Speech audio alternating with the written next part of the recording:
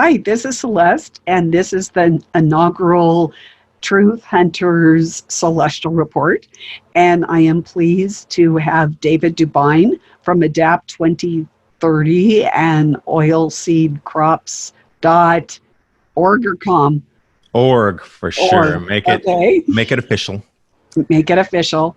And so we are going to be talking high adventure cycles. Why I said last August that last August was the first year of famine, and this August is going to be the second year of famine, and what's coming down the road, and why you need to be planting a garden. So welcome, David. Thank you. Yeah, we are at an integral, I guess, crossroad in history where all these huge cycles are repeating.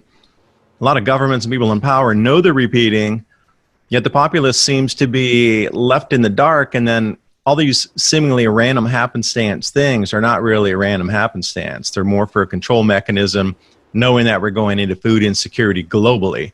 Maybe that'll make sense after we talk about it. Yes, I just got in from planting a few beds, getting some quack grass out, planting, I planted dill this morning, and I planted marigolds and celery. So that's what I spent my morning doing before we went on air. Yeah, myself yesterday, I was out, weeding, putting in some radishes because I had a couple trays of microgreens. And then, if you have a tray of microgreens, you're always going to have a couple stragglers in there that were either too small or the seeds are just germinating that you missed on the cut. So I look for those and then go and replant them in the garden. Sweet potatoes went in yesterday. And a lot of weeding, because, with the cycle in the moon, right now is a good time for, trimming things back that won't grow back so ferociously. But transplanting plants, putting potatoes and that sort of tuber crop in the ground, sun chokes, whatever it would be, it's a perfect cycle for the moon because I think it's the last day and then it's next week's not going to be so good. But since we're in the beginning of spring in earnest now, this next cycle of the moon, in about 5 days, is going to be great. You're going to get some amazing harvests if you start planting about 5-6 days from now. So we're at that last window, last 1 or 2 days here for planting. You get that 4-day window of nothing really works, and then off to the races. Yep, absolutely. And you watch your crops grow and get to harvest as things come into season. It's so exciting. So what exciting things do you have for us today? Well, I wanted to talk a little bit about ancient history and some of the whys of things are happening now. And some of these cycles and, the locusts, which are making a lot of news, along with all these rising food prices, are finally making the news. I think we can overlap and put a couple things together today. I wanted to take you through history, areas of the planet that are becoming green suddenly and why a lot of things are happening. And I think we can maybe paint a more full tapestry of why this is happening, why these cycles are repeating, and what to expect as we move forward in the middle of a repeating cycle. Because if it's happened before, we already know what happened because it's history. So if you go back 5, 6, 7 of these cycles, you can start to see a few things are always the same during the cycles. So I'd like to talk about that. And I hope it helps everybody get a little more prepared in the mind, centered, as well as an action plan moving out, because I think you need both these days. Absolutely. Absolutely.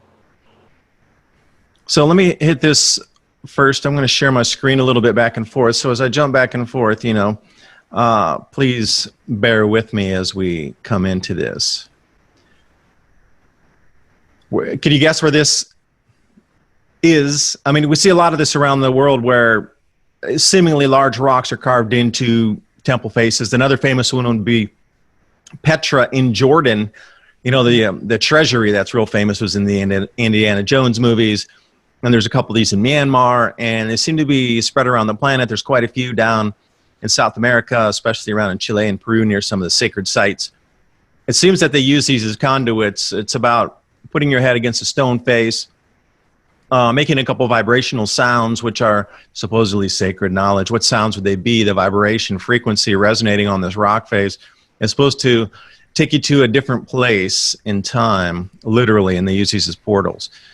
But so I have a question. Is that like the Native American kivas, which they say are portals? Very similar, but it requires a frequency to get in there. You can't just go and decide you want to lay on that rock there and be like, all right, well, nothing's happening.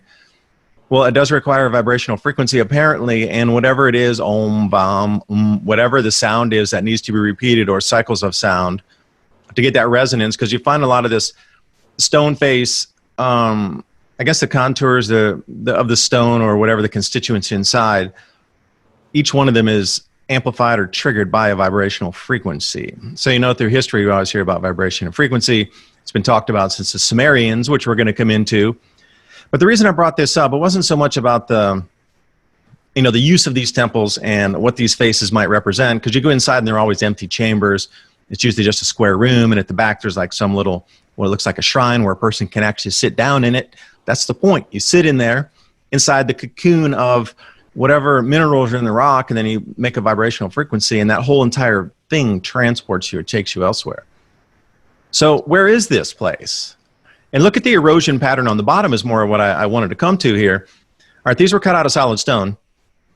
That is water erosion and wind erosion. So how long do you think it would take for these temple faces to be eroded at the bottom like we see? Because for sure there's been some scouring there well and above, and you can see where the high water mark was for the flood itself. So we're thinking about the driest place, one of the driest places on Earth. Any guess where this is? I have no idea. Yemen. Far west Saudi Arabia, right on the border with Yemen. So think about how much the climate has changed to, there was flooding going on that eroded this mass stone face here, all the way into what you're looking at the back is a barren, dry desert. And then the stories of going back to land of milk and honey, etc. We start to see through history things repeating in these cycles. So it went from extreme dry to extreme wet to extreme dry. And all through history, how many hundreds of thousands of years, millions of years has been going on, this cycle on our planet here. So, going back to some of the biblical texts and stories, they're always talking about the plagues of Egypt, the plagues. Well, they're talking about this locust swarm here being one of the plagues. Like they haven't seen anything this large since the plagues of Egypt, literally. So what's causing all these locusts to suddenly appear out of thin air? It's not some magician in the sky saying, bring me locusts. It's all the carrying capacity of all the increased rainfall in the deserts that's allowing all these locusts to suddenly, whoosh, accelerate into the trillions in the swarms. So here's the thing. Some people might look at this and say, wow, it's a bad omen, it's a plague. But I'm saying, look, the locusts are marking where the new growing areas are starting to come back and where the rainfall patterns are changing across the African basin and over into the Middle East. Follow the locusts. They're showing you where the food's going to start growing first in what was previously wet or dry desert areas that are turning wetter and wetter. And so I just did a thing on locusts myself. And so a locust is, their lifespan is 8 months. So that's, each locust has, unless they're eaten, of course, that is their lifespan. And in the book of Revelation, there are locusts with like scorpion-like stingers, and that is actually the length of that particular plague in the book of Revelation. So it's interesting that the Lord kind of brought in locusts and is returning, which we'll discuss in here in a sec. But then it's going to have a twist towards the end of time, which is what we're coming into.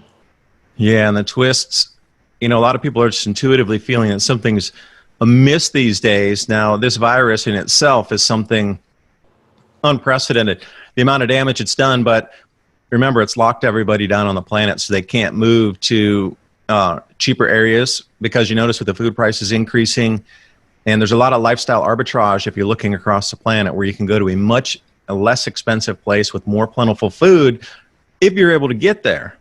But currently, nobody's able to move around. So it's a great way to stop people from migrating to better destinations. And this was planned during the Grand Solar Minimum anyway. They were the population lockdown about a year out before the food shortages really started to spur some civil unrest globally. Yeah, I agree. They're pre-positioning for even in greater intensity of the cycles that are coming. Yeah, so true. Now, speaking of the cycles, I'd like to blast back onto the share here. And I don't know, somehow I came off that. So you might see an advanced slide there. but I'm trying to get back on. Okay. So this is with the FAO, the Food and Agriculture Organization of the UN. You can find the locust maps everywhere if you look. Just go to a browser engine and put in locust maps or locust swarm map. What do you see here? The red is the most intense. Like that previous image that I just showed you, that's the red dots. Anywhere in blue and orange is going to become a red dot. Now take a look on the map here. What do you notice over at the border of India and Pakistan? I see a huge bunch of red dots, but that's really an incredibly dry area, and so is Saudi Arabia out there into the Gulf. Why is that so suddenly verdant where there's an enormous amount of locusts? In central Saudi Arabia too, makes no sense. Why are they out there? Until you start to look and go, wait a second. Here, we're repeating cycles, because a lot of these same areas where all these locusts are forming and coming back again are the cradles of civilization. And I encourage you to do a full search on a cradle of civilization, what it is and where there's 6 of them on the planet, supposedly where human innovation, mathematics, language, art, literature, culture, etc. evolved from and then came together as this, what we know today's globalized world. But in the Indus Valley here, this place is called Harappa. And you'll read about this if you go back in time, say 2600 BC. This was a verdant valley where humans had such the perfect conditions to live. Bountiful food, bountiful water, bountiful game. Everything grew. Orchards and rivers and any kind of crops. This is a domestication of crop area where the first places in the planet that they started to grow crops was here in what we know as fields today versus hunting and gathering, foraging. So what is it that suddenly this area has been dry for thousands of years, but whoosh, now we have enough rainfall for billions and trillions of locusts to come back here. Something's changed, and there's been a lot of rainfall here in the last 4 years. We start to see patterns changing. So this is just one indication here, one idea that, going back in history that it starts to match up where we see present day news events matching with that are signaling that we're into a much larger cycle here. And what do you think about that? So I have a question. So on that map, it showed rivers. Did those rivers go dry and now the rivers are starting up again? Correct. Not every single one, because every year, there's a lot of glacial melt out of the Himalaya and they get a certain pulse melt each season. But in terms of what the periphery are, the larger rivers will run and they'll be refilled, and then it comes up and down at a hot, wet season, dry season. Right. Every year. But yeah, those tributaries that you were pointing to, they have not run in thousands of years yet. Suddenly, they're having flash floods and everybody's wondering why their homes are getting washed away. So if you see the Indus River, obviously that's one of the biggest ones there. So it's one of the biggest drainage catchment areas. So everything's going to flow in there. But when you look off to the east or the west and you come way up into like the Parvati Valley and areas going up into what would be considered Kashmir, the disputed border area between India and Pakistan, a lot of that dried out completely. And then in Afghanistan as well, a lot of those rivers, you go back and you look where the monasteries were and where the trading posts were, they're buried in sand. And we find this across the deserts of the world. Complete cities, gigantic complexes, the apex of a civilization just vanished under the sand. And you wonder how that is, or what caused those changes that they would just vanish into the night. Well, these locusts are signaling where the rain's returning. And if you want to do some of your own, go out onto this thing called the Desert Locust Data Explorer, and then you can zoom in on areas. So the hopper swarms, these light green, are going to turn into the red where you get massful swarms. So how did I want to kind of correlate this? I want to bring you out over into Western Africa, and you see where it says Algeria, Mali, and then we come out to Mauritania, and you see these bright green dots in Niger and Mauritania. You got those 2 hot spots, right? You're like, wait a second, even in Chad, these are some incredible, very arid areas where people are so impoverished because they can't grow food. And then what I find here is going back in time, the cartographers of the day, they never lied. That was punishable by death for doing an incorrect mapping survey or adding something that was incorrect. So what I find is, it seems that our history in geologic terms manifests and moves much faster than we're told in the history books or what we're told in modern geology. There seems to be almost instant leaps, or something that we're told takes 10, 15, 18,000 years, it really could occur in as fast as 300 or less. Because when I'm looking at these lakes here on this map, that's the same exact areas there that are starting to get the drainage basins filling again.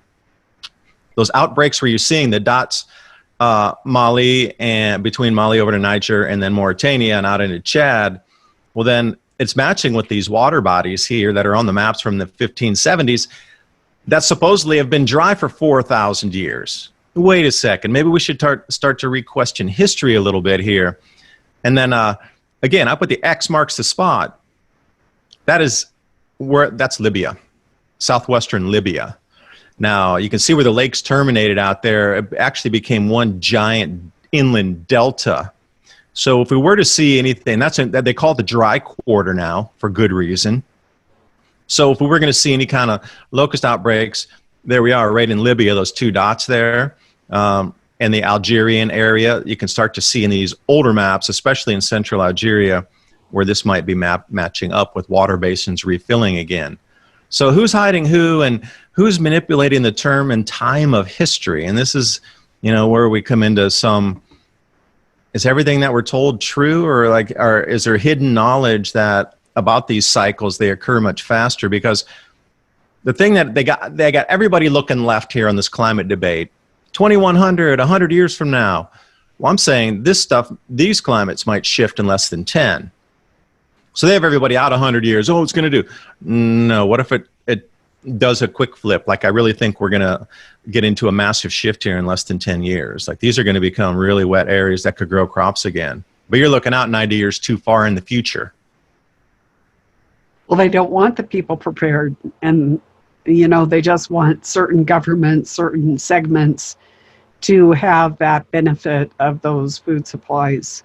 So the governments do know. I mean, you're familiar with the Adam and Eve story written by the CIA, Chan Thomas, so you're well aware of the cycles.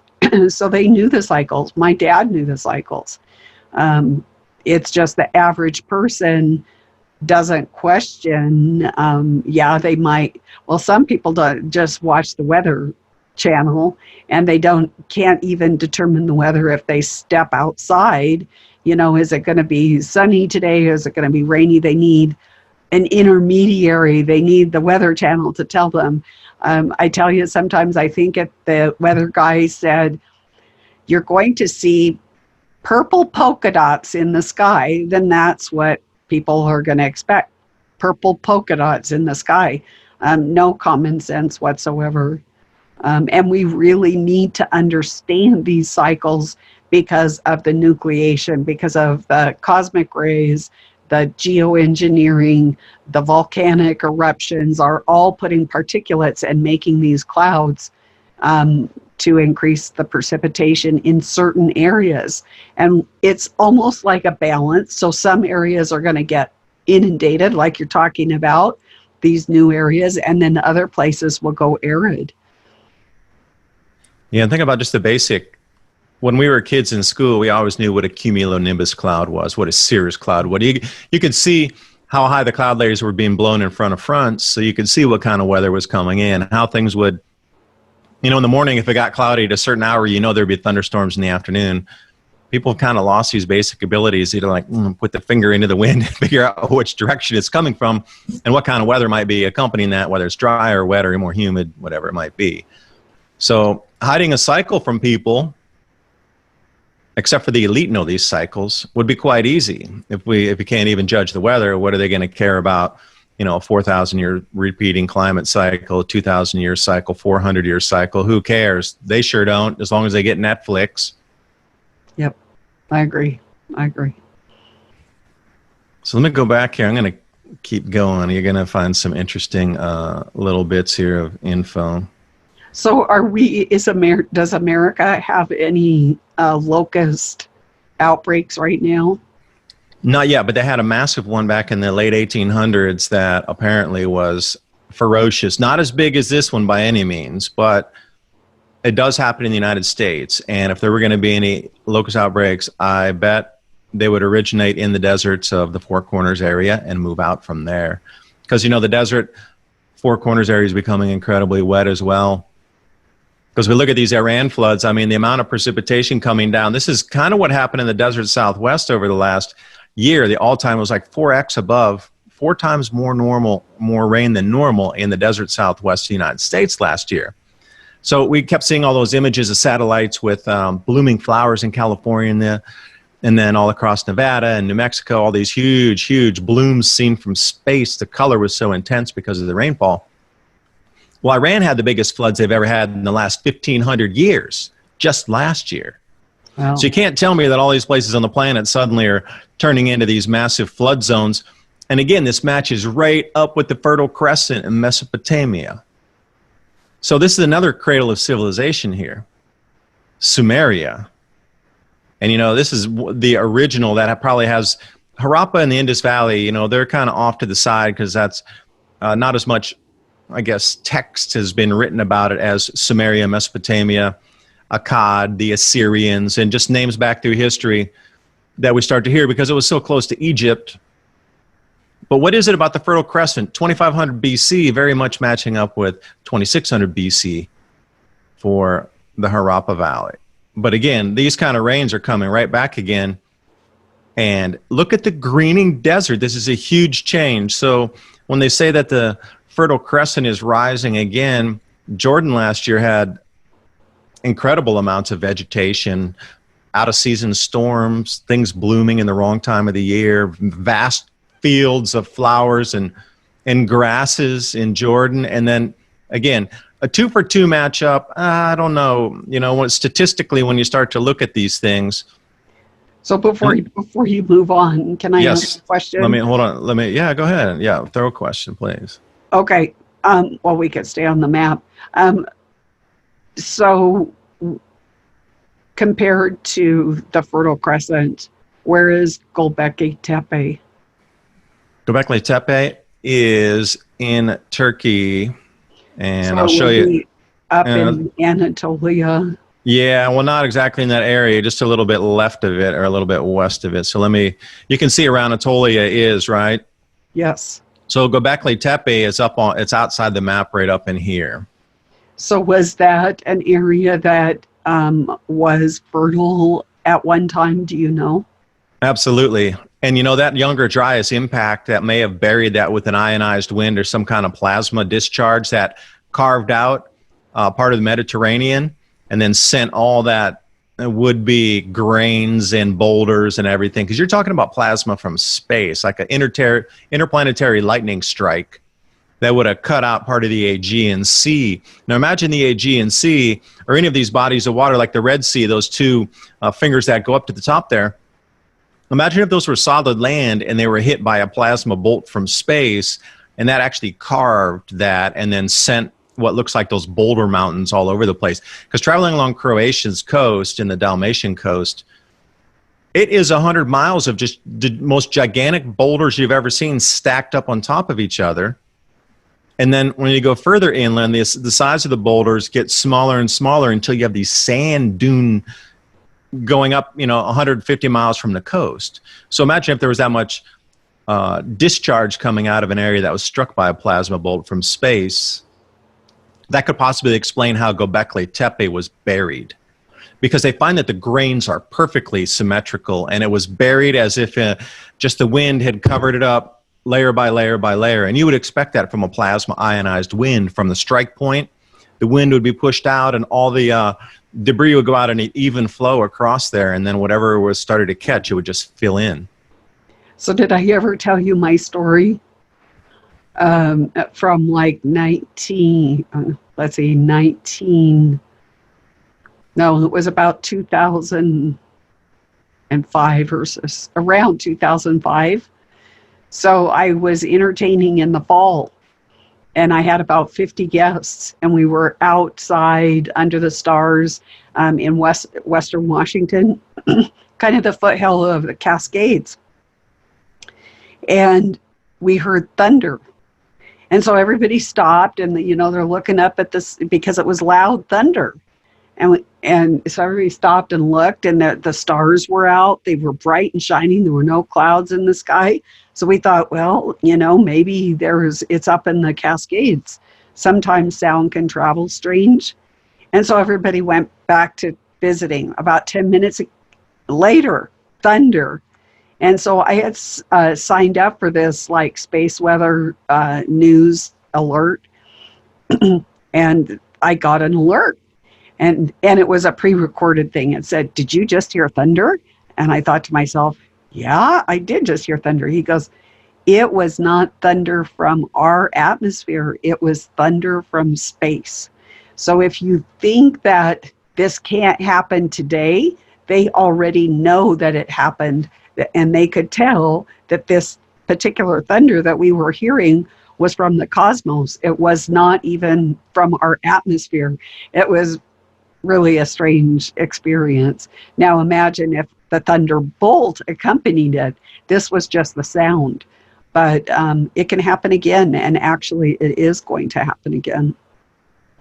Yeah, so when you look at a lot of rock art and things along canyon walls, and you might say, oh, they were just fanciful in there. No, they actually saw plasma discharge from the heavens, and that's what they were recording on the canyon walls for us to hopefully get the message that it's a cycle and it comes back again.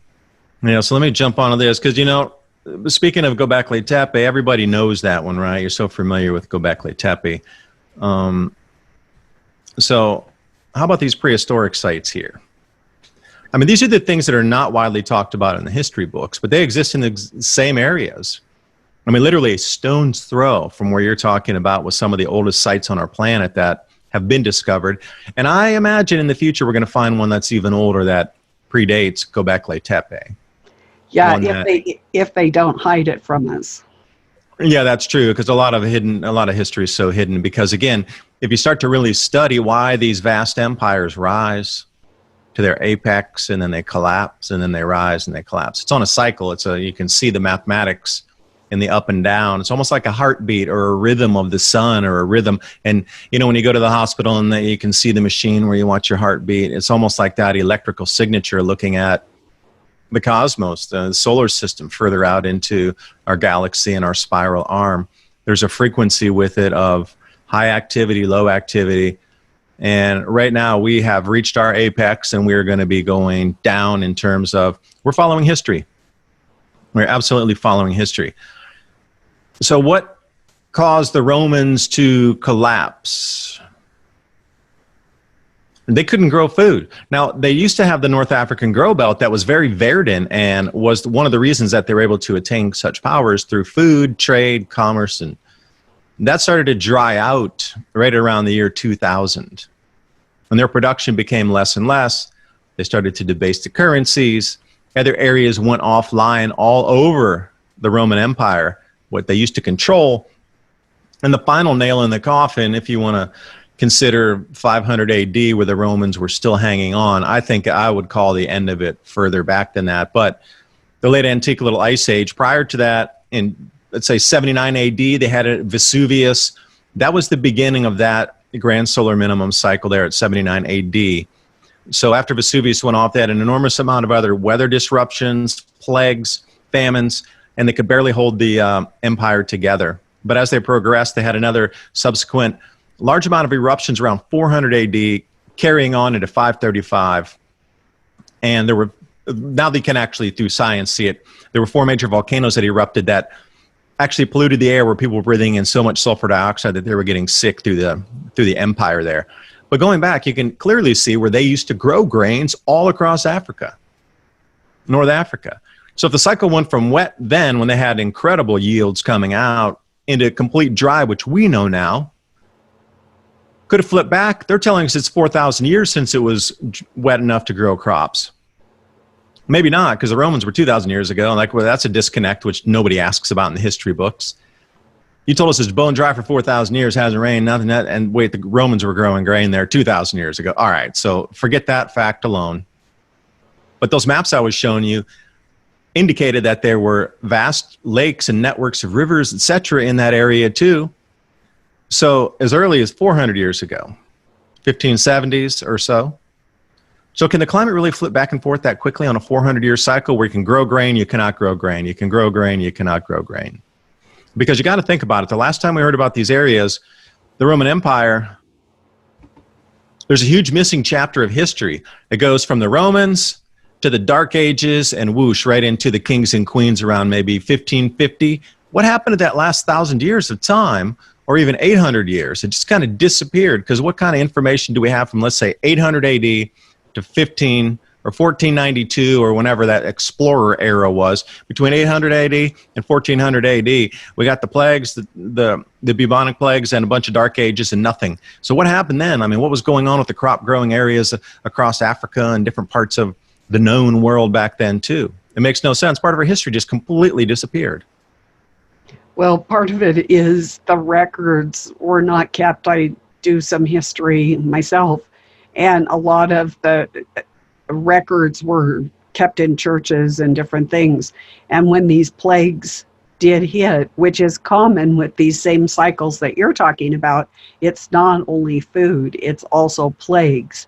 And so when vast whole cities and towns were decimated and everybody lost their life, of course, the last thing they did was keep records on, who lived, who died. When I did the history, they said it's just a black or a dark period of, 10, 20 years. And they have blocks of them, then you get a little bit of information, but they didn't keep records of like growing things.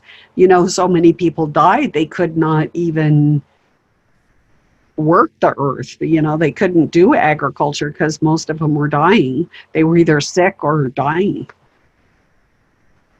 Yeah, and one thing to get the proxy for the death count there was the amount of cases of candles that was ordered in the churches, because they did the funerary rites with the candles. So they don't have official death records. What you can do is go through by country, monastery, and then look at their just ordering, their PO, if you will, and see how many candles they ordered. And that there's a correlation to be found there. Interesting. Never thought of that. Yeah, and the witch trials too. I covered this before in a couple of videos. The amount of witch trials and witch burnings from, say, 1550 to 1700 in Europe as well. They seem to be clustered in main areas. So if you go there and then you look at the climate record, it was some of the most severe wipeout of crops. Slovenia, Germany. And you take a look at some other places, England, especially South and East England, southeastern area. So there had to be a blame game going on. So again, we're the culprits again. You bad, polluting CO2, belching human. Back then it was the witches. So whoever the climate's shifting, there always has to be a blame game going on. So another proxy is the witch trials, which that was one thing, but then the actual execution of the witches was quite different. So the proxy there is where they actually killed the witches, supposedly. There's just people with better knowledge about natural environment. I mean, it's just, there's always a scapegoat. But where they actually did the executions, and I encourage everybody to try to disprove that. It was the greatest famine areas across Europe during that exact same time. So again, we start to find some sort of data match there with availability of food and society, the way they dealt with it, and for sure the kings and queens weren't to blame. Not that they were levying too much taxes or putting the serfs in duress. Nope, couldn't do that. Had to be the witches, just like us. Oh, it had to be. The corporations are the ones that are doing the most damage on our planet. I don't have a fleet of backhoes and deep strip mines that goes down 6,000 feet into the earth with never-ending supply chain of tires that are 4 times taller than me to bring all that out of the earth. I just don't have that. Corporations are the ones that are doing most of the damage to the climate, but don't talk about that. Don't talk about this. Too inconvenient. You, the individual. No, not me, the individual, nor you, the individual listening right now. Corporations. But again, got to be a blame somewhere. Yeah, I just did a special report on the World Economic Forum yesterday, and once again, they said you can't be in pain, you can't be in distress, you can't be, there's 4 different things that you can't be, and if you are, then you can be euthanized. So, kind of interesting. We're returning to those times. Yeah, and again, who will be deemed necessary or unnecessary as we move forward through these times? Oh, no, it's essential. It's the essential workers versus the non-essential workers. And if you're non-essential, then you can just be terminated, eliminated, whatever.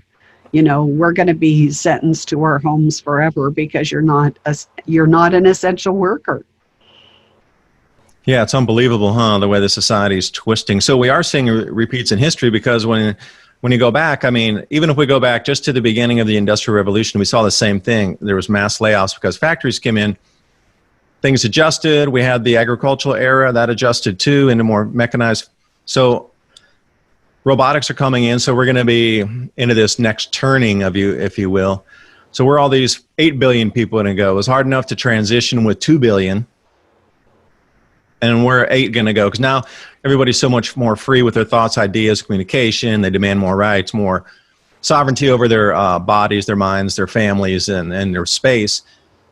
It's going to be hard to put the genie back in the bottle on this one here. So I can see, why things are becoming so draconian with the lockdowns. They're just testing people to really see how much they're going to push back. Because once they get the idea of these states push back, all right, we're going to have to deal with them differently than the bunny states that just said, okay, we'll just stay in our house. No, cool. There's a huge disconnect in the way people behaved or reacted to this stress and duress. Yeah, after my experience on Monday going to the city, I'm not sure I'm going to go back to the city. I mean, it was insane down there. They are so happy to be enslaved. It just drove me a little bit. I mean, it was just this really uncomfortable dissonance because they were just so happy that they are in bondage and that they have to wear masks and that they can social distance. And I just thought, you guys have forgotten in just a few brief weeks what freedom is about. It was pretty disgusting. Maybe they didn't even care because maybe they've never had it, cherished it, or even knew what it was to begin with. So for something to be lost, you had to have had it first. Yes. And everybody's been so conditioned to just obey and not ask questions. So they call it the truth movement.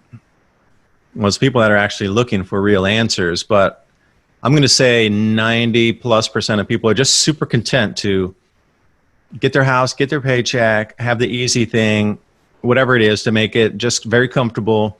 And as long as they don't rock the comfortable, they're never going to ask questions because it's just so easy. So the comfort is the lure there. Well, it's not only that. At FEMA, we were taught 3% of people will do something consistently. 7% of people will do something once or twice. 90% of people will do nothing, even if it means their death and the death of their loved ones. And it doesn't matter. You can test that in government. You can test that in voluntary organizations. You can test it in business. You can test it in faith communities. You can test it wherever you want. It is those numbers. I have tested it since I learned that, was taught that, and it is absolutely a truth. Yeah, so we're in the top 2 or 3%. Awesome. Good to be in the top percent. Cream rises to the top. Absolutely. Then you can make butter. You certainly can. Goats. Let's talk about goats in a minute. Because Celeste was asking me here, what are the kind of civilizations we're hanging around that same place in the same time that we've heard of, Kim? Because I will challenge you, the average American student, when is the last time you heard about the Hittites or the Mitanni or the Kassites? You might have heard this once in a scripture somewhere, in a Bible somewhere.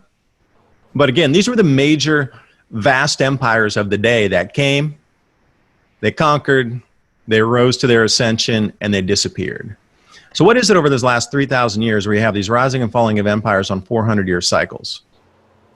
And it seems that a lot of the conflict is always right around. You'll find the termination point of one into the next is usually involved in a conflict over resources, but these resource conflicts seem to overlap with the change of the dynasties or the rulership, the kingdoms, whatever you want to call it at that time, the emperors. So there seems to be some cycle that's involved with the civilization, because, you know, when you look at these great, incredible ruins that we find in the deserts, that took a vast amount of people, resources, wealth to build something like this. We don't even do this today. How many times have you come to in your city and found a stone architecture similar to this in the middle of your downtown?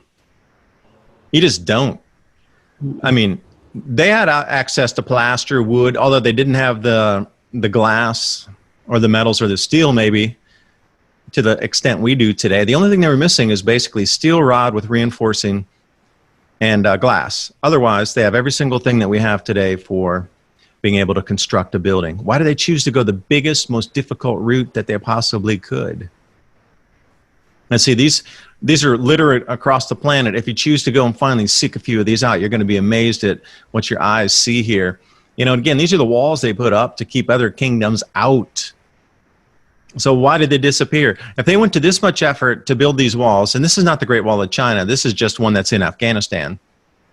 So they knew marauders were coming. They had at least a couple decades to build these things, knowing there was conflict. They might have known the cycles too, like, uh-oh, let's put up the wall, going to be another conflict, sun's changing its cycle.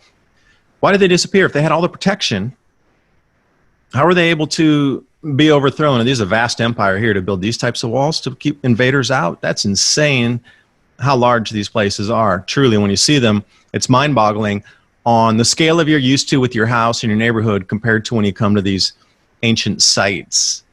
And this area in Yemen, I really think is the key to letting us understand more of these longer precipitation cycles and how it's going to affect you and me in the way we can grow food up in North America or Canada, Northern China, Northern Europe, because these desert areas are the signal that everything's shifting.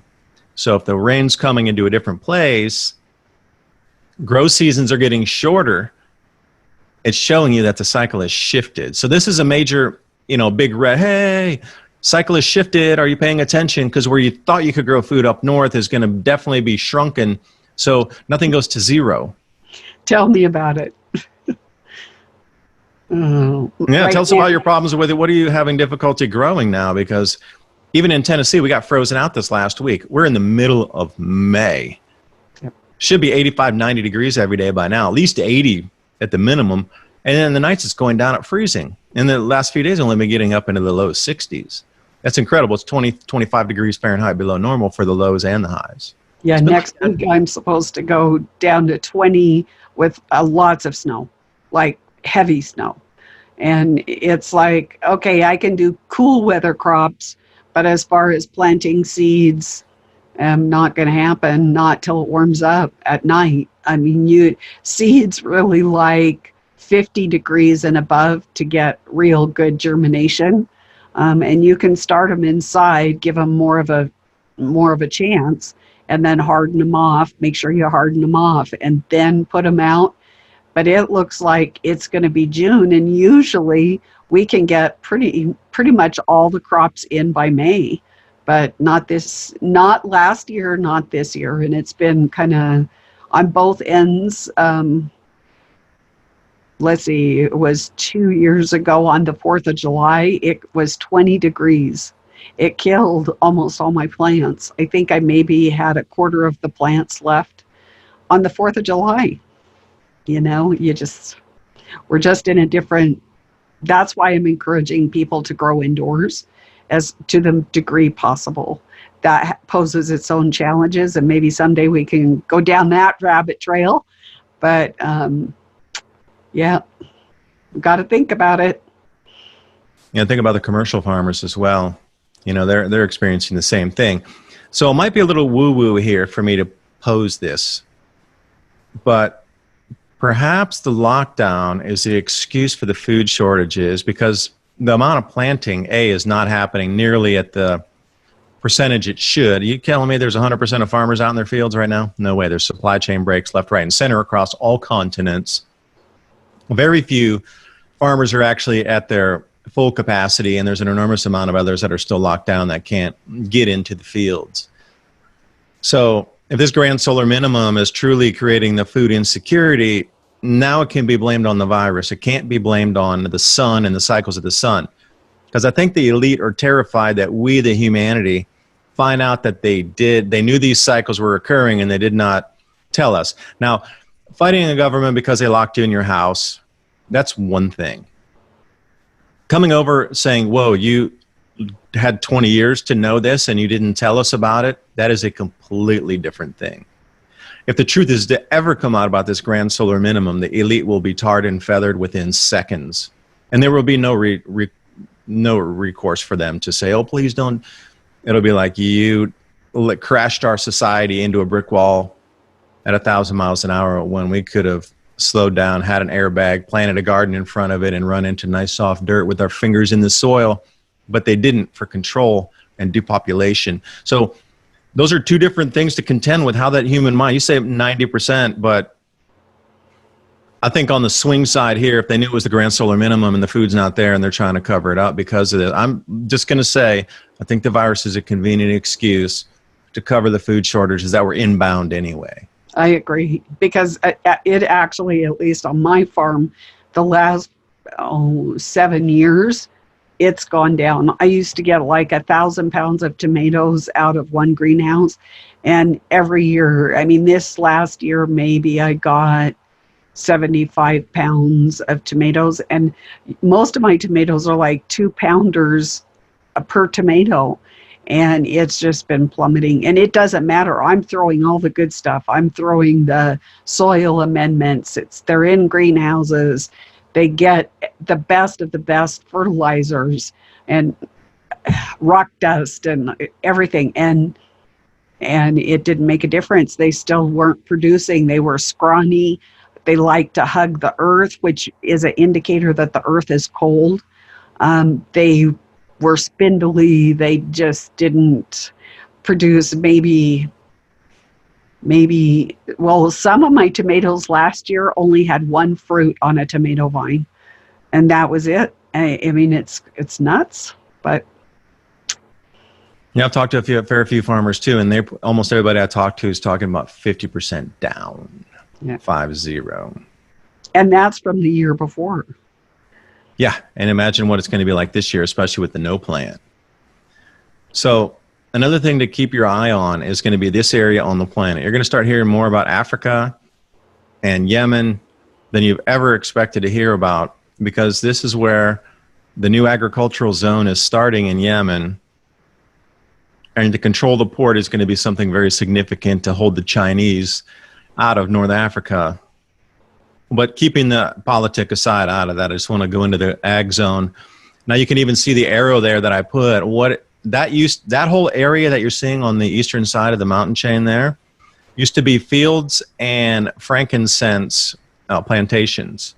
And this is how they were able to get these trade routes moving so vastly and become so superiorly wealthy across the region there, is the irrigation that allowed them to grow frankincense out in what's the desert now. And again, we come back to 1502. What do you see along the arrow is pointing to the exact same area. I see complete green in there, which indicates vast amounts of vegetation. Now, what changed? That's only a 400-year change. Now, we've been told this place has been dry for 4,000 years. Oman's been the same. One of the driest places, they needed camels. They couldn't traverse. That's why they had the oasis. The camel could drink like 20 gallons of water because it had to go to the next watering hole because it's been dry forever. But wait a second. Now, how many more maps can come out from this same exact time and then, show you completely different bodies of water and rivers, and now they're showing you the actual forests that were along the coastline? These topographers or these cartographers were the best of the elite, top secret clearance of the smartest, because they knew the arithmetic, they knew how to measure, and they were artists, and they were the most carefully chosen persons by the king to represent what the possible resources and trade was for a kingdom. This was not a job taken lightly where we're like, hey, yeah, just go off and make some maps, man. We'll see you later. This is the most highly chosen, respected persons of the age. I can't even be higher the level than our president probably today to be a cartographer. These are the kind of direct representations that were given back to the monarchy at the time. So when I see forests all along the same area, something had changed. And this is the greatest thing here. Now, just to put it in context, I think you'll get a greater understanding of what's going on here.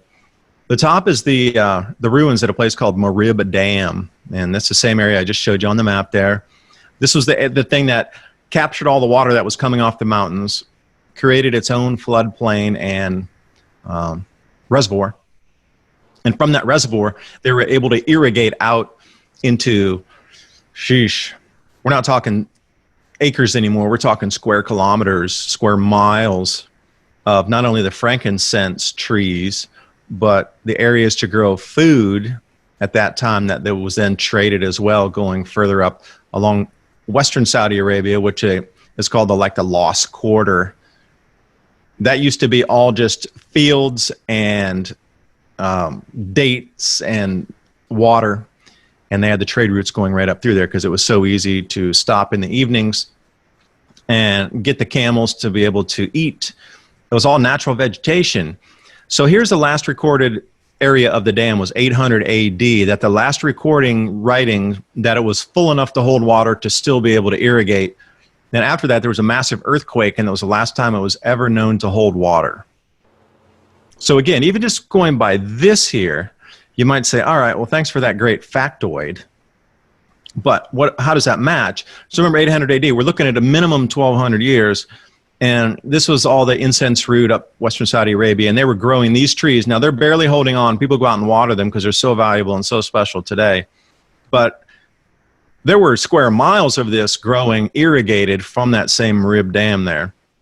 And the gold, if you will, the frankincense going up.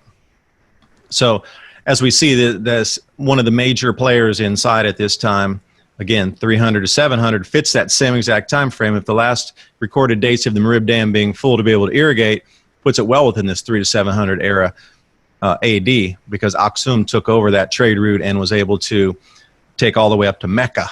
You know, and we start to hear some of these same names repeated in history again. Aksum. And the thing about that is, after the Romans had debased their currency so much, Aksum became the standard weights and measures of gold and silver coinage for that period of about 400 years. And again, why is it 400 years? Where did it fall upon that 400 years again, where they had the apex of coinage, society, trade routes, wealth, and then they just vanished? But what's really interesting about the silver coinage here, what does that represent to you? Like, I could go anywhere on the planet and slap that on the counter, and that says that's good for food, good for entertainment, and good for medicine. I could trade you. And then even the gold coinage right there, I mean, look, it's wheat stalks wrapped around this person. So we start to see a lot of repeats in history here, and you need to ask yourself what's going on. And the reason I brought that up is in Aden, this was back on April 22nd, 3.5 years worth of rain in 24 hours. Now, this is what had happened on the seaside of that mountain range, where the water poured through the city and flooded homes to the second floor in one of the driest places on the planet.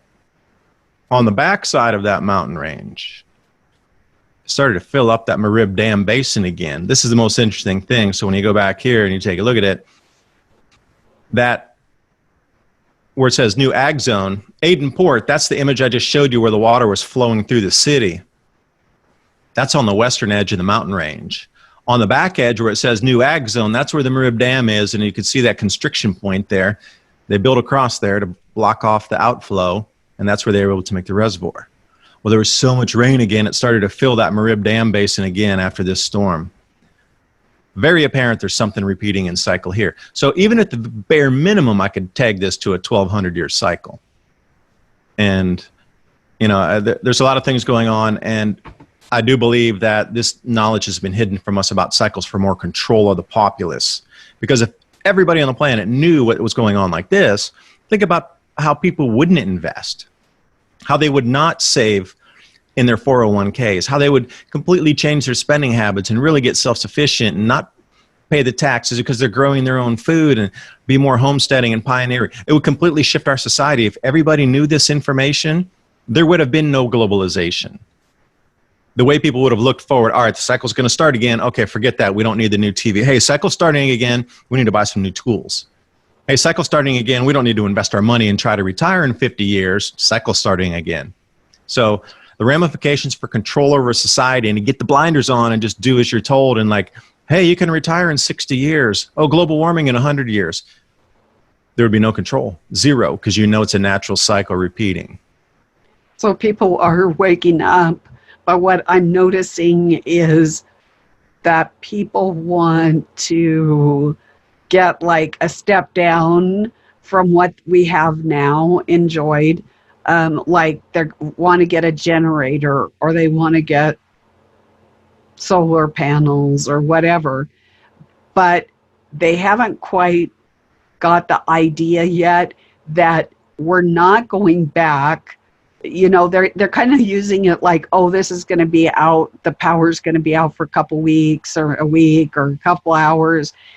The mindset needs to be that pioneering, where we just not going to have everything or anything, that we have to, by the work of our hands, you know, get our food, do whatever skills we've acquired, you know, whether it's making our own medicine or knowing what the weather's going to be like for survival skills, and how to live in your climate, and what are the tools that you need for an 1880 lifestyle or Stone Age, or however you want to do it.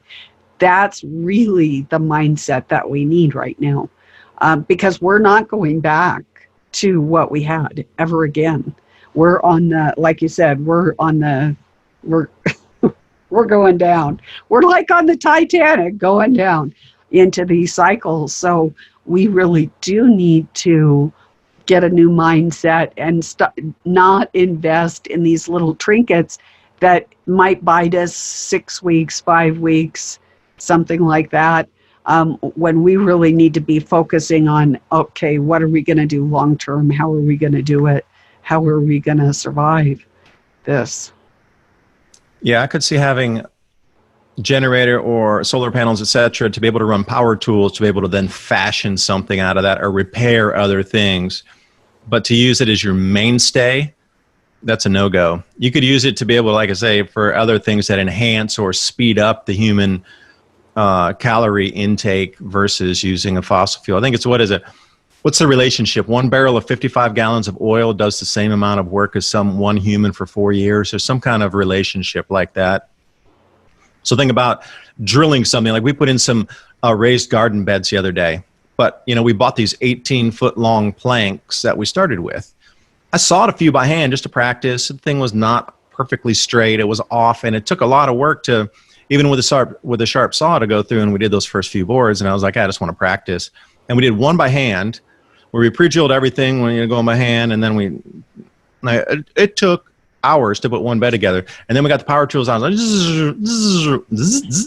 and we were done in about 10 minutes after we figured out which screw size we need, and we wanted to countersink stuff, so we pre-drilled, and we just needed to figure out which drill bit size. After we got that little bit figured out, it only took 10 minutes to put each bed together. The original one we did by hand took us almost 2 hours. So think about that, and we were able to complete everything, get the other ones done within a half an hour to go out and put 4 raised beds out. If we would have done it by hand, we would have gotten so tired we never would have finished the 3rd or 4th one, probably, because you're already looking at 4 hours into something, and then 6, 8 hours into something just to put a few pieces of wood together. So how do we use our modern tech to save ourselves the labor, but also at the same time be able to not rely on it for your main lifestyle, or main lifestyle, I guess, input? It's not an emergency either. It would just be an adjuvant to make processing faster and easier, sharpening tools, whatever it would be. But the thing that we have to realize, and one reason that no matter where I went, whether I worked in the government or medicine or wherever, I always was doing what I'm doing, which is a very laborious, time-consuming lifestyle, of a pioneer lifestyle, basically. And I do that to keep my body in shape. So if you think that you're going to go from the modern life that we have right now and instantly become 1880 pioneer woman or pioneer man. Not going to happen, like you found out with your one raised bed.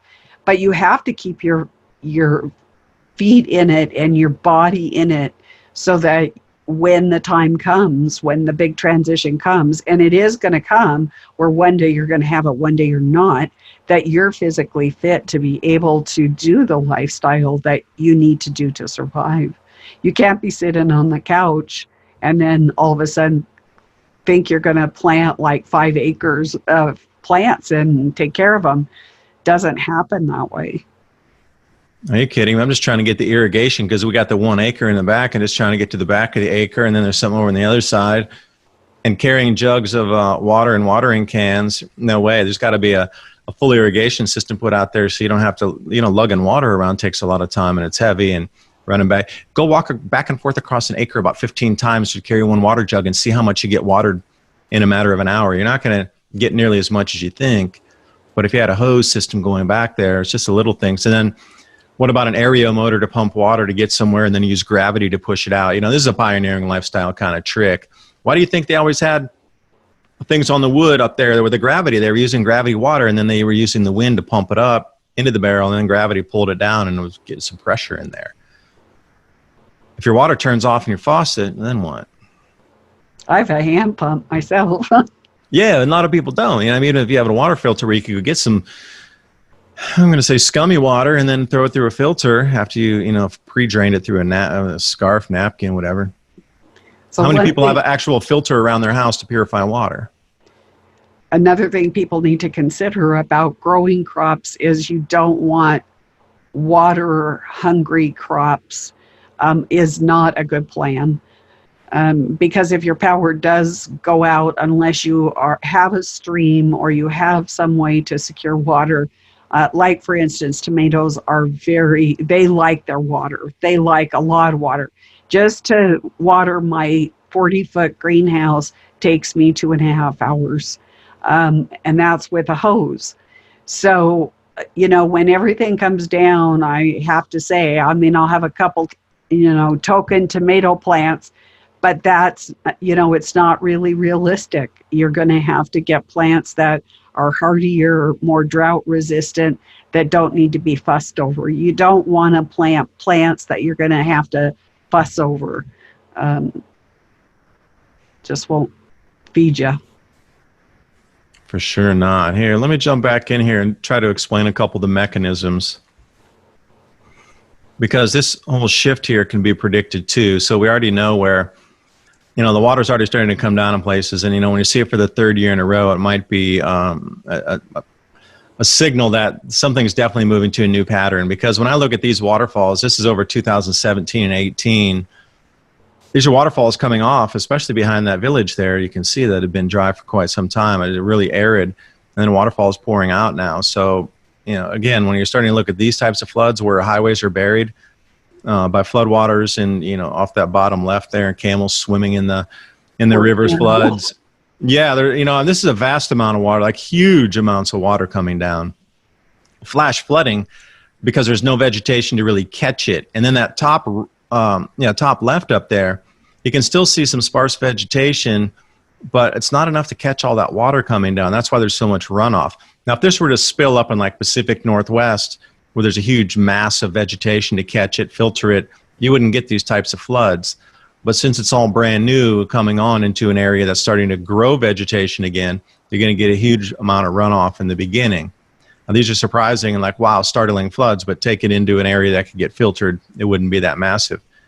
Now, another thing is if the climate's going to shift, perhaps the conjecture is using geoengineering to push the clouds to be able to grow crops in the desert. Now, this is one thing not a lot of people are talking about either.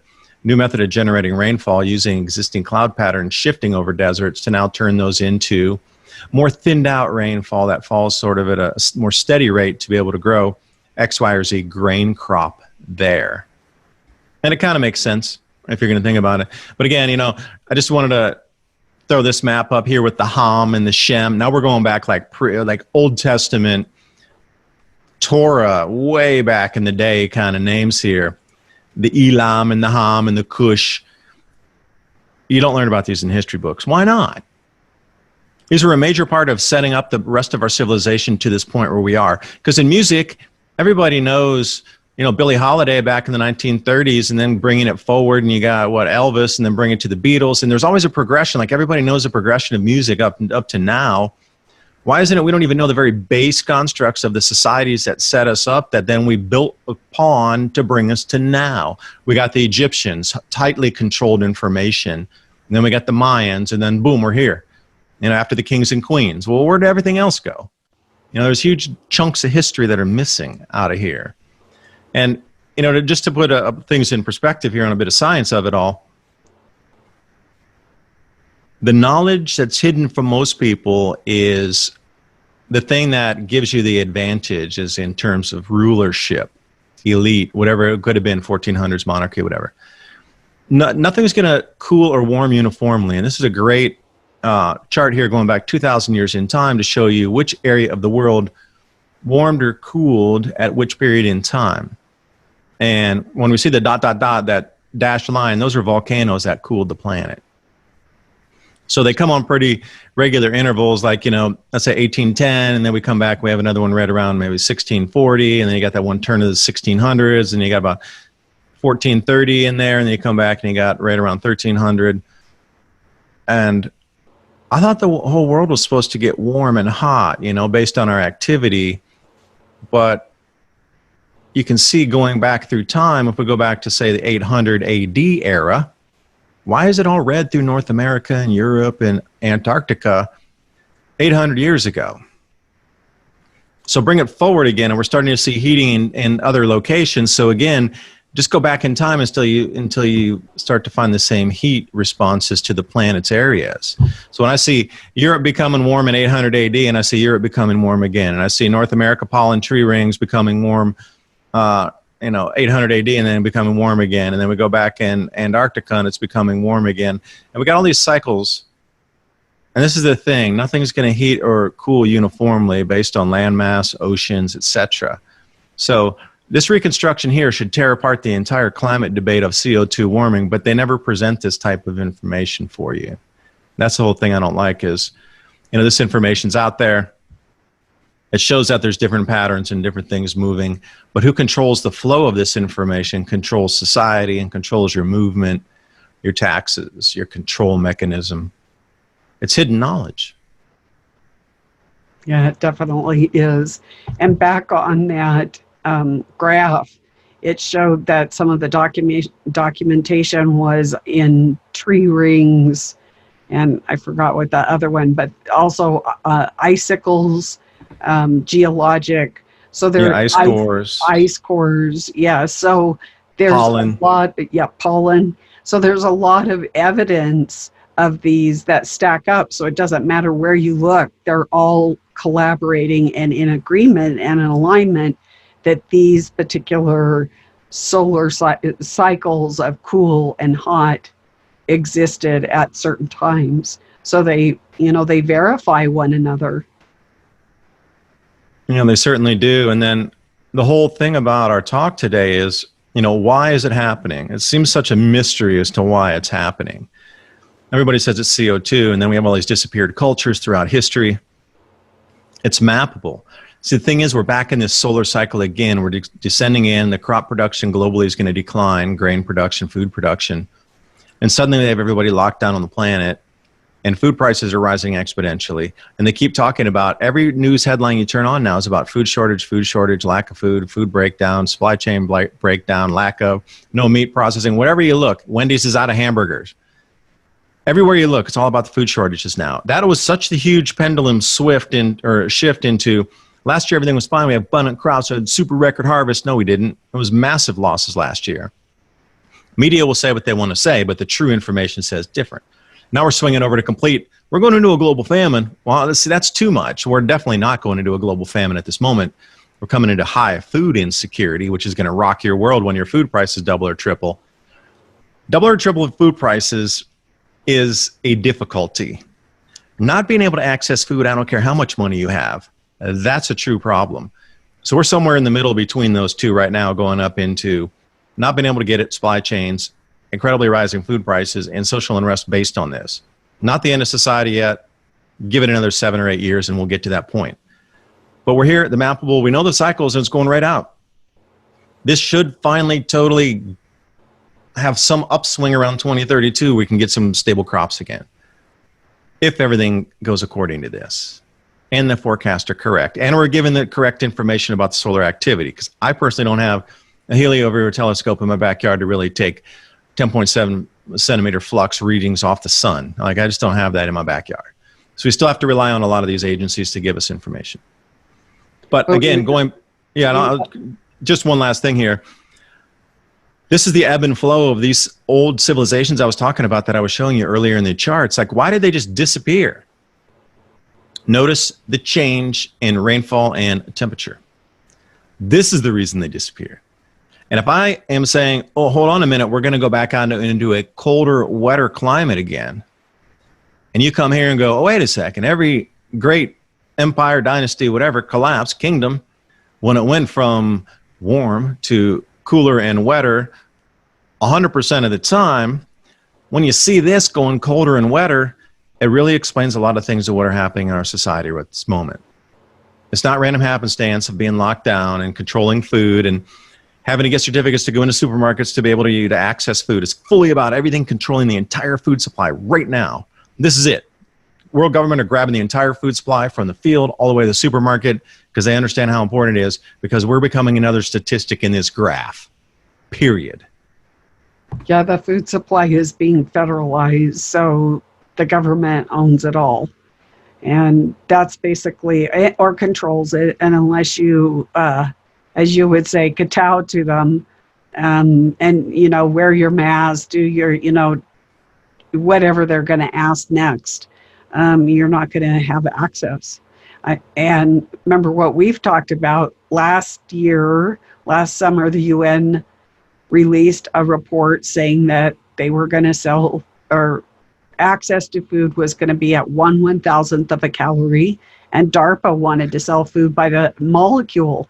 So that is going to be cost prohibitive. I mean, I don't care who you are, and I don't care how much money you have. If you have to buy food at 1/1000th of a calorie, and it will be limited. I mean, you're not going to be able to buy what you want.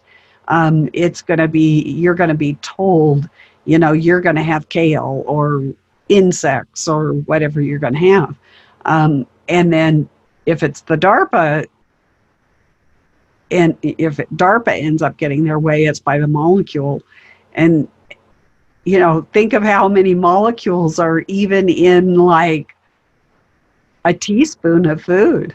It's going to be insane, absolutely insane. It's interesting that cryptocurrency comes out at this time too, where you can fractionalize down to 8 decimal points deep. When they're talking about cutting your food or selling food by, apparently this far, 8 decimal points deep on grams, 1/10, 100th of 1,000th of a gram. Interesting how they're coalescing and they both overlap in this food sales, and then the way you're able to divide something, buy Bitcoin. Like this. I'll grow my own food. Thank you very much. You certainly will. And maybe you can or maybe you can't. It depends on how your weather's shifting in your area too, because as we move through and we start to see these statistics, Viking Cold Age, Mayan peaks, Romans collapse, medieval warm period collapse, ancient kingdoms collapsing left, right, and center, you just have to take a look at the sun here, and then, this is the thing that's driving our climate on this planet. It's not CO2, it's not you. It's this big yellow thing. Off to the left over there in the sky, you see it every day. So I would ask you to look at our solar system here, and then how many of you are familiar with the planets? I mean, this is basic knowledge, and I'm not, knock on any, but how many of you really know what these planets are in a line here? Or is that such basic knowledge that's been forgotten that we only know maybe Jupiter or something? Saturn, yeah, everybody knows Saturn. That's the one, the cult. So they always teach Saturn, but what about all the other ones out there? And look at the size of those comparatively to the size of the sun. Now, where are we, our little planet with our moon? Do you see us down there? Mm.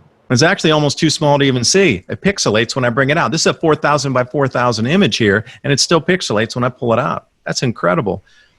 This sun is 1.2 million times larger than the Earth. And when we look out, it has magnetic fields that are spewing out into space all the way, way, way past our furthest planet. 100 times further out than we are close to it. And we have magnetic fields on our Earth too, and that's why we get these aurora, and you get the northern lights. And that's why we have a North Pole and a South Pole, because we have a magnet, basically, in the middle of our planet. And as this goes out, it connects with the magnetic field lines that are coming off the sun. That's a very rudimentary, very messy interpretation, but the magnetic fields coming off the sun are kind of messy themselves. They're always re-looping. But this gives you a good indication of really what it's like. So you have something 1.2 million times larger connecting with our magnetic field, affecting us directly because its magnetic field and ours couple. So when the sun steps down, our magnetic field needs to step down with it. And this is where we get a lot of changes in the atmosphere. And this explains why the jet streams are moving all over the place and why these new cloud bands are moving into new areas too. The electromagnetic effects from the sun are stepping down in either a 400, a 2,000, or a 3,600 year cycle of low solar activity. So obviously things are going to get loose in our atmosphere, and things are going to be bending around, moving. You get all these cells, jet streams, cloud cells, and they're going into different places. It's so noticeable now. That's why they call it extreme weather. They're saying climate change. I'm saying magnetic effects from our sun changing our Earth's terrestrial atmosphere. Now here's the most interesting thing. Never makes the climate debate either. They've already mapped out where these things move on 400-year cycles in grand solar minimums. It's called the intertropical convergence zone. Now, the blue one's the one you want to follow, because when we get high galactic cosmic rays, Celeste, as you alluded to and talked about there in the beginning, when we get more of these cosmic rays, we get way more cloud cover. So we're going into this high galactic cosmic ray, and what happens with our planet? More clouds, more rain, and you can actually see where it is. And they talk about the displacement. Well, that's just a big word to say, how did it get pushed into a new place?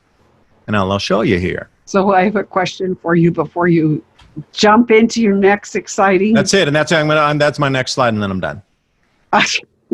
Go, Celeste. So, well, at 12,000, do you think this is a 12,000 year cycle? What's your take on it? Yeah, I follow Douglas Vogt's research, and I'm really very interested in this micronova concept. It makes sense because we start to see massive societies through the past collapsing also on a 12,000 year iteration. Now, is that because of a cometary stream that slams something on our planet, or is it from a micronova from the sun? But with the amount of hidden history that we have, just even in the short amount of time of the last 5,000 years, can you imagine what kind of hidden history there is of something 17,000 or 24,000 years ago? You think really they would let us know that if they found something under the ice in Antarctica, or in a cave system under South America, or under the sands of any of the deserts that's now 300 foot deep in sand? Do you think they would really let us know, hey, 400 feet deep in sand, actually covered up in an old lake bed, there's a 24,000-year-old city under there? No way. If they're not even letting us know about the Ham civilization, or very little about the Hittites or the Assyrians, all you see is the same couple, 2 or 3 images circulated across the net. That's so recent in our history. What happened in the last ice age? Okay, so to take it into perspective here, your brain and my brain are exactly the same, exactly the same. They could have taken a human 118,000 years ago in the last interglacial, brought them into New York City, or walked anybody down and they would look exactly. There's no anatomical difference from them or us. Their brain computing power, everything was exactly the same. So during that 12,000 years of warm, before this onset of the glaciation, what happened? You think those people sat around for 12,000 years and did nothing? Where's their society remnants? Because you see what we built out in 12,000 years. They built out probably the exact same, or even some of the larger megaliths using different kind of stones and techniques. Where's the remnants of their civilizations? I bet it's underwater. I bet the Navy knows exactly where all of it is. And we're looking in the wrong place. So we're looking for, the sea levels would have been very different. So again, if you would have built at the end of an ice age, your sea levels would have been 400 feet lower. Yep. That's a cycle too. So perhaps some of these underwater cities that they're finding are really not from this last iteration 12,000 years ago. Perhaps it's the cities they're finding that were from 118,000 years ago on the last cycle too. Yeah, So- my thought is that all the cycles are converging right now. The I believe they are. 400, the 2,000, the 100,000, the billion, that they're all pressing in on us right now. So it's going to be really interesting times, to say the least. And then we've got the collapse of the magnetosphere, which is playing a factor in all of this too. Certainly is. Now, imagine a global populace. Would you tell them this information? How do you think they would react? The other 90% that you said will do nothing, even if they're looking at a tidal wave coming toward them, they won't even leave the beach. Because we saw these tidal wave videos, you remember Boxing Day, and was that 2004, was it? Earthquake, Banda Aceh, and the tsunami that went across all the areas of Asia. Like, you had just an enormous amount of people standing on the beach, and this wave just rolled them over. They didn't even flinch. They were just watching it come in, and they didn't move a muscle. And video after video after video after video of that, I was shocked that something must be in the human where it's like something's going to happen, so don't even try to run, or just like take it, and then we'll give you the DMT hit as you go. Because I was shocked how many people just sat there and just didn't even try to save their own life. It was startling, and for me to watch a video like that after video. Well, it doesn't surprise me. I mean, I work for FEMA, and you do what you practice. That's why it's so important to practice whatever your plan is, and it's going to be different for all of us to practice. So if those people would have practiced, what do I do in case of a tsunami, they would have ran the other way. But it's the things that we're going to see are going to be so extraordinary, so stunning, so astounding. Maybe you might even say awe-inspiring, but that you will freeze like a deer in the headlights. You're just going to go like that, and you're going to be frozen because your brain can't. It's processing what is coming at you, but you haven't practiced what you're going to do about it. So it can't go that fast to develop a plan that's reasonable and get you out of harm's way. So that's why you need to practice these various different things. What do I do about food shortage? What do I do about grand solar minimum? What do I do about the medical system? Do I trust the medical system? Don't I? Those types of things. We have to start asking those questions and grappling with things that we've never had to grapple with before. When I see squatter band in the sky and plasma bolts from space, I'm going to be like, oh, thank you for letting me witness that. That was amazing. I'm so excited. Bring it on. Because I really want to see some of the repeats in history on this 12,000-year cycle. Me too. If we can keep our society intact, and if we can keep everybody safe. Because generally these kind of bigger cycles, it's a complete wipeout of 10 million breeding pairs of humans are left or something like this. We get these bottlenecks in DNA across the landscape. Man, you go back millions of years. There's something happening that we get this, full explosion of growth, and then whoosh, it gets compressed back down to a few tens of millions of people, and then back to the billions, and then whoosh, back down to a few tens of millions. So it's like breathing, like a heartbeat. So staying with that, let me, for those of you going, what are they talking about? Let me go and, we already know where the moisture is going to shift. See, that's the thing on these cycles. You already know where it's going to shift. So they already mapped. This is one of the best mapped areas here, Northern Australia, Indonesia. So you can see how the moisture had moved from north to south and then south to north again on the cycle. Comes in, it goes out, you drought, it's wet. And the peer-reviewed science, tens of thousands of papers on this particular area. There was so much done because Indonesia and Northern Australia, especially studying some of the more ancient Aboriginal myths, tales, and legends going back 50,000 years about how things had changed so much. Massive rainfalls across Australia, by the way, for the last 4 years. Outback. And we just see the cycles repeating. And again, it's all about this civilization cycle here. These sunspots indicate how much activity is on the sun, and it is just about the civilization cycle. Because we're now, this very front part here is where we are. We're at the bottom on this 11-year cycle. But if you go back, then you can start to lump these up into longer durations, and they become a pattern. Even at that far back there, even if we're looking at 120 years in time, that far back chart is only that little tiny black box. So let's take it back, that entire chart. I thought I'd wide it out for you here. It goes back 12,000 years since you were talking about that, Celeste. So look at all the ups and downs in temperature. Sunspot activity reflects the temperature and the rainfall patterns.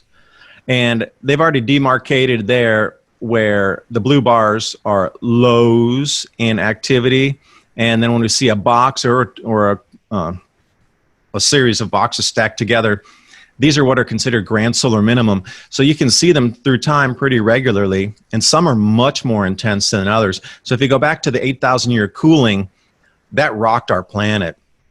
That absolutely destroyed so much of whatever had come out of the Younger Dryas impact in a society and civilization and rebuilt. That wiped it way back to almost being slate clean again. That temperature drop around 8,000 destroyed crops for 10 years where only I'm still surprised at how humans are able to survive all these extreme situations here. And you see the ups and downs in solar activity. And when you follow this, it pegs on that previous chart that I showed you about the high with the Egyptians, the high with the Greeks, the low with the Vikings. It follows this precisely. So the solar activity dictates how much sun or solar radiance and how tight our magnetosphere is to lock jet streams and how stable our growing patterns are. And here's a thing that not a lot of people talk about. Is there something to do magnetically with the influence of our gas giants on some of these events on our planet? Because I am absolutely going to say yes, at least with the earthquakes and volcanoes. Because I referenced 79 AD with Vesuvius when that was really the beginning of the start of the collapse of the Roman Empire. It was like, they couldn't grow food, vast plagues, debasement of currency, etc. Started right then. Top chart is 79 AD. Bottom left is where we're going in 2024. Now you can see how these gas giants are making this perfect square. We're going 1 degree of arc difference from 79 AD. So when we come back to it, that's nearly a 2,000 year cycle of 1 degree difference on the gas giants out there where we sit in between them, 1 degree arc off of 2,000 years. I made a whole bunch of these other charts as each year it's moving in. We're going to see some massive effects. June, if this is correct, June of this year, we are going to see the most massive uptick in earthquakes and volcanic activity because we're going to cross over the line where we're going to start to get grabbed by all 4 of these. And each year that we go, it's going to get tighter and tighter and tighter until we get to that bottom square. Now, here's the thing. With the magnetic effects and the low solar activity, the sun's not going to be doing much. It's not going to be holding us in place. We're going to actually swing out of our orbit about 700 to 800,000 miles. In the winter, we're going to go further out because the gas giants are going to tug us, and the sun's not going to be able to hold any resistance and really pull us back as much. So on the winter time, we're going to get tugged out in the northern hemisphere about 700,000 miles further out. On the inverse, when we swing around in the summertime, we're going to get tugged about 700,000 miles closer to the sun. Now, that's not really a vast amount because we're talking about 93 million miles, so we're talking about 1%, 1.2% or so. But the extremes that it's going to cause are going to be biblical. The summers are going to get so hot, I would expect tar to be melting everywhere. And when we come into the winter, you're going to be what we're starting to experience now, these incredibly late let-outs of winter so we can get into the growing season. It's all about the magnetics, and you can see how quickly it's onsetting. And you might ask yourself, why are they locking everybody down and starting to control the food right now? It's 2020 in the middle. I'm saying when we get to June, you're going to get your first kick of this magnetic effects on our planet. That's like less than 4 years, 3.5 years away. Now, how long would a government need to really control something, do you think? Would they be able to do it in just a matter of months? They would start planning a couple of years out, so when it came to that time, everything was fully in place and they were fully operational. But Celeste, you would know better about that on how long it takes to get things operational. Well, 3.5 years enough time? They actually did a pretty good job. So coronavirus supposedly came on the scene in December, and by January and February, they pretty much locked down the world. They stopped. I mean, it started in China first, but then it just went global. So really within 3 or 4 months, they could have gone harder. What we're experiencing now is a soft martial law. They could have easy. The things are all in place. The laws and regs are there for a hard martial law. So at this point, given you've seen the World Economic Forum stuff and the 250 layers, they've got they've got all their I's dotted and their T's crossed. So it's just a matter of just operationalizing. And that's what President Trump said when he said the novel coronavirus is an emergency in the United States. We are operationalizing our plans. And I went, oh, here we go. So all those plans that are sitting in computers, all those plans that are sitting in books on desk, collecting dust, are operationalized. And so we're going to see it. It's going to be popping like popcorn. From now on, it's not going back. We've got the genie out of the bottle, not going back. So I have a question that I'm sure our astute listeners are probably going to want to know. So the gas giants are going to start tugging us next month. And so does that mean we're going to have a really hot summer? Unknown for this pass through, but as we get into 2022, absolutely, we're going to start to get that tug further in, further out, because Jupiter will have swung all the way around and really start to get into that and getting us into the lineup there. So it's all because Jupiter is the fastest moving out of those four that's going to be on. So, Saturn's moving real slow, and you get Neptune way out there. That's like a 100-year orbit. I mean, Jupiter's swinging around about every 7 years or so. So it's going to be cruising these next 4 years. It'll really whip around, and that's what makes that configuration. So I have a full map out of it going every 6 months into the seasons. I wish I would have put that on there, but it's in another hard drive. But my question is, Celeste, with it, knowing that there might be these kind of supermassive, insurance industries that go bankrupt, you got massive infrastructure damage. Why is it that they're choosing right now to make everything operational? Why didn't they do it 5 years ago, 10 years ago, when they still had this many people on the planet? They could have controlled. They could even have everybody microchipped now. They could have everybody, whatever, fully integrated into the AI machine by now if they would have started 10 years ago. So why are they waiting until now to do it? Because the only thing I could think is it has something to do with that planetary lineups coming up. Our society is going to be reset. No, I don't care what we do. You can't have that much damage on a planet, volcanically, tectonically, weather-wise, crop losses, and expect things to pull through in any way, shape, or form, fashion that we're ever used to. So is that really the reason? I don't know. I'm trying to figure it out. Like, why did they go operational now? Why didn't they do it last year or even 2 years ago? Why wait till now? So in 2018, at the end of October, the beginning of November, and I'm sure you will remember it, there was a conference, I guess what you say, with blockchains, and it was in Poland, and they basically introduced what the New World beast system, supercomputer running the show type thing at that conference. So that basically they said, we're tired of this, we're going to let AI kind of run the show. So they introduced it to the world. It was like a debutante, being presented to the world. So that was at the end of 2018. And then they were just, had the supercomputer up and running. Of course, it's, working at CERN, it's working doing, scanning the heavens, that type of thing. But as far as the plans, so when it came online, these quantum computers are based on the amount of data that they get in. So the more data it gets in, it feeds it. It's like our data feeds it. So the more, and it's not only our data, it's like that on the stars, data on this, data on that.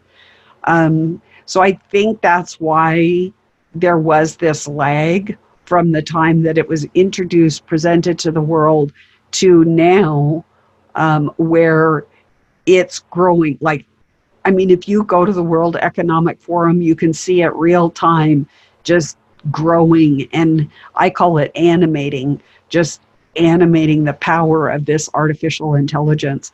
So I think they really needed that information, that data into it to be able to control, because I don't think individual governments or something could do it. It had to be something like an artificial intelligence to almost be omniscient, but not, and have that control and think of all, in a fraction of a second, be able to think of the millions of different potentials, like what do we, like, will the people really go to lockdown when we say lockdown, so it ran through all these scenarios like in a fraction of a second, and it got the right combinations. It's based on, I believe, fallen technology from the fallen angels.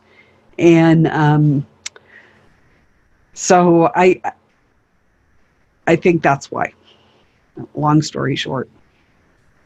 Yeah, those answers are coming from another world somewhere. Literally, when in quantum computing, they put it in and it goes off to another dimensional realm and comes back with an answer. Like, what's on the other side processing that answer to give back to us? Do we even know what that thing is on the other side? Is it a consciousness? Is it a being? What is it that's then sending things back to us? And we're talking a different dimensional realm here. This is the whole thing. So it's really difficult for me to even try to process this thing of quantum computing, going to a dimensional realm to get an answer and bringing it back to our third dimension is so sci-fi. So difficult to write. This thing's processing like 300 million websites per second. And it can do the entire world's internet in less than an hour, upgrading every day, hitting every single library across the planet, tugging into everything, every archive photo. It's assembled the entire world's information inside itself to draw off on it, and it keeps building every day, every hour, re-upping itself of everything that's ever been put in on the planet, ever, every single hour. So then it's that hyper intelligent. It's a extra dimensional being in itself with that intelligence. So communicating with another dimensional realm, being in that realm of it's deep. It is deep. Hard to explain it even, So you think where do you think we're going off here? So let me see what I got else. I might have a little something and again, by 2034, hopefully that will be out of the magnetic tug and the world can go back to sort of normal at that point. 2034 is the shooting for date, because we can see through history that about 12 years after it starts to move back. These are the areas on the planet that are getting cold now, or wetter or warmer. It's interesting that in Yemen you start to see a big light blue there. And that light blue is a change in weather and precipitation. Oh, you're going to get colder than I am. Yeah, I know. Isn't that crazy? Different areas in the Smoky Mountains all the way up into the Appalachians and further north up there. But look at southern Florida, Mexico. Yeah. And what I found interesting is Alaska, although it doesn't get brutally cold, it always remained warm even during the ice ages because the water currents shifted and whatnot. Because this is our main thing here. Without this, there is no society, period. And look at this. I did this chart 2 years ago, and what's so funny is this is today's headlines, like literally in front of you right here.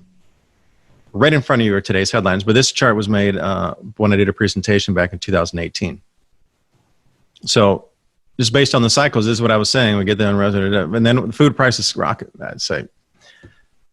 I'm just preparing myself mentally, spiritually, and physically for these changes that I've already seen coming for years, and just trying to pass my 2 cents on, and maybe, hopefully that others will also see that we need to start working together with communities and neighbors, friends, and family to get solutions, pioneering lifestyle, whatever. But wherever you look, it doesn't matter what continent, there's always scientists talking about, hey, we're going into super low solar activity. Follow the cycles, learn from the past, study the history, and then you can see the same 3 or 4 things are always happening: the economic collapse, population migration, food insecurity. And then, since you already know what's going to happen, you can kind of move through it. Like you said, these playing out the scenarios. If you already know what happened, then you should be able to, in your mind, start working through some scenarios, right? And then if you hit that surprise you, it's not going to rock your boat. I mean, you might be taken by surprise, but it's not going to knock you down.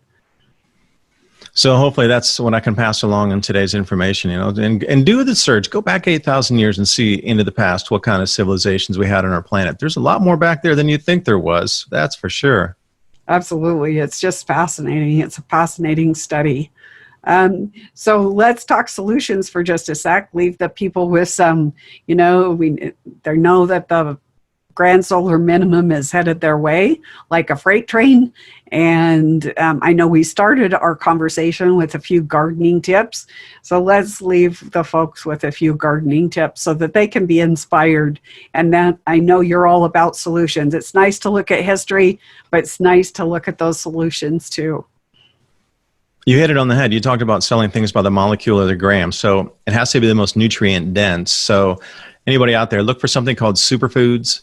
And there's a huge array of them. Indian guinura, that's a super easy plant to grow. Goji berries, algae, if you're able to do an indoor raceway pond of sorts in a greenhouse. So you're looking for the most bang for your buck for nutrient dense foods. And a lot of them are really easy to grow because Celeste, you told me a small list this morning when we talked. Plant them, and they'll keep coming back year after year and give you an enormous amount of fruit. So if you're going to put the work in, very little maintenance and high output of nutrient, calories, dense kind of foods. So look up superfoods. Oh, Moringa oleifera is one of my favorites. Only grows in warmer climates though, or greenhouse. Yeah, so mine are like my honeyberries, which is like a giant blueberry, but it is not so fussy. It doesn't need the acidic soil. And my sea berries, which are kind of like a hawthorn, and that's what they use in Siberia for orange juice, like 1,000 times more vitamin C than orange juice. You do need a male and female for that one. On the honeyberry, they come in early and mid-season and late season, but you need two of the, like if you get an early one, you need another early one. It doesn't need a male and female, but it does need the same season so that you don't have one blooming in with no pollinator. Just helps your yield. And make sure with your berries and stuff to put nets over, because I tell you, birds and bees love to pick them off if you don't get your stuff covered with netting. The birds can be a snack. Oh yeah, Catch them in the net. I put over my cranberries, I put old recycled screen doors, and so that they get the sunlight, they get the rain, but you know, squirrels can't get in there, birds can't get in there as they're turning red. So those are some of my favorites. Yeah, and another secret, if you do like 2 layers of netting, you can actually, if you're using fishing net on the inner layer, you can actually catch those birds. Yeah, and we may need to do that. We were talking squirrels, and what else were we talking? Groundhogs and just a different number of pests. You know, we have all kind of things. Raccoon got into some stuff out the back the other day too, so we got the safe traps out. Been catching an enormous amount of stuff. These squirrels keep going back in the trap again and again and again. It's like, come on, get out of there. We're trying to catch the big things like the raccoons that do some real damage, and the possums too. So, yeah, there's more to growing food than throwing a seed in the ground. So a couple closing words on growing sprouts and greens, because I know you do that quite well. Yeah, microgreens, it's some of the easiest thing to start with. And I like to use it after I eat the microgreens. As I say, I always use part of it as a starter tray because they're so densely packed that you're going to get 20, 30 plants that are already, grown up a couple inches, and you can just go really, you put the whole plug in the garden if you want to. Eventually 2 or 3 real strong ones will come out of that, and then use those as your plants. Microgreens are really easy, except you need a lot of seed, and your whole goal is to grow plants that can give you the seed back again. So get the heirloom seeds. And right now, while you can still order seeds, I would order hundreds and hundreds of pounds of seeds and work with the grow trays first. And then after that, you can start to, work with grow lights and bring things indoor, because, to protect from the pests, which are going to get extra hungry. If we're getting hungry and there's less food, pests are going to get hungry because there's less food. So we're seeing an enormous amount of animals coming into the neighborhoods. Not even before the virus lockdown and everything, there was still a huge amount of animal encroachment. They were just hungry, looking in different areas for food. So vertical ag indoor, and really start to experiment with any way, shape, or form you can, even just growing something in a cup on your windowsill, about ventilation, because indoor you get a lot of mold, you have to have more air moving, and it's just an experiment in progress. Every day you're trying to do something. But the key is, please start doing something. Absolutely. You're just going to have to start. I know it might be difficult. I don't know how to do. There's so many videos online too. It's really great that we have all the resources on the internet. You can really just touch your fingers. Like, I want to know how to grow your sea berries. So all I need to do is watch a YouTube video, go online and find a vendor that sells that, and then have it delivered. And then I can learn how to plant it and take care of it online. And everything's virtual these days, and we got all these online ordering, so I can get blueberry bushes from a guy that's in the next city, and whatever it is. So it's all about experimenting and starting. I think that's the biggest key there. It's called the old learning curve. And, Sure. every failure is actually a success because you're doing something. It's the people that don't lift their fingers up that are the losers, because you really need, even if you fail, you've learned lessons. Like I had a young woman, she said, "What's wrong with my tomatoes?" Well, they were a little yellow, which means a little bit too much water, and they had some signs of fungus. And so, I was able to share that, but, now she knows, and she won't forget that lesson. And, then it'll go on. But there's many lessons, and every year, you're never going to know it all with growing, with agriculture. There's seasons of abundance and seasons of almost skunking and sometimes downright skunking. So you just have to try, and you just have to put your foot forward. That's the way it is with agriculture. But I just want to thank you. Let people know where they can find you and follow you for all your great information. I know that you are a real inspiration to me. Well, thank you. Adapt 2030 here. I'm going to put the slide up. I think I'm right at the end of my slide roll. If not, I'm going to pounce through this here. Oh, there it is. oilseedcrops.org, the Adapt 2030 channel. In many Ice Age conversations, I know some of you have been asking, "Hey, where's your podcast? I haven't heard it in a while." I'm just kind of overwhelmed trying to do things really on the ground. It takes an enormous amount of time to go out in the garden. So that extra 2 hours or something that I use per day now to go out to work on my garden, that would have been the time I would have used to edit a podcast.